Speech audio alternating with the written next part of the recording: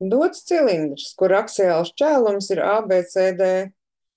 Mala AC ir gara 2 saknes no 3 centimetri, un leņķis ACD ir 60 grādi. Aprēķina cilindra radiusa garumu. Tātad mums ir aksiāls šķēlums ABCD. Mums ir jāaprēķina, nu labi, pierakstīsim, jāaprēķina radius. Un radius īsnībā, ja paskatās attēlā, uz aksiālu šķēlumu tas ir viena puse no AD. Tikpat labi varētu arī teikt, ka tas ir viena puse no BC, bet paliksim mēs pie šī te AD. Kāpēc? Ja mēs atliekam dotos 2 saknes no 3, šeit mums ir sinus 60 grādi. Sinus vēl nav, bet sinus mēs rēķināsim. Skatāmies.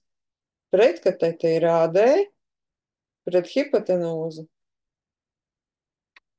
Rakstam sinus 60 grādu leņķim ir pretkatete AD pret hipotenūzu, kurai garums ir 2 saknes no 3. Cik ir sinus no 60 grādiem?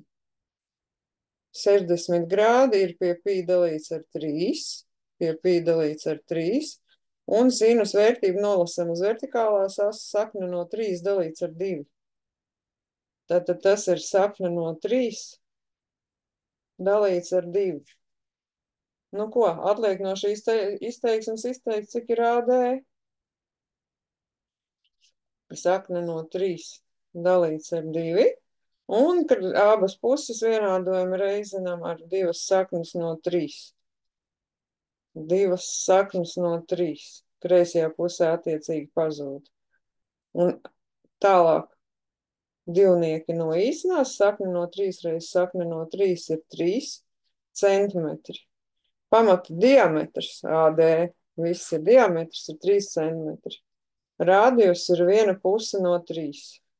Jeb 3 dalīts ar 2, jeb 1,5 centimetri.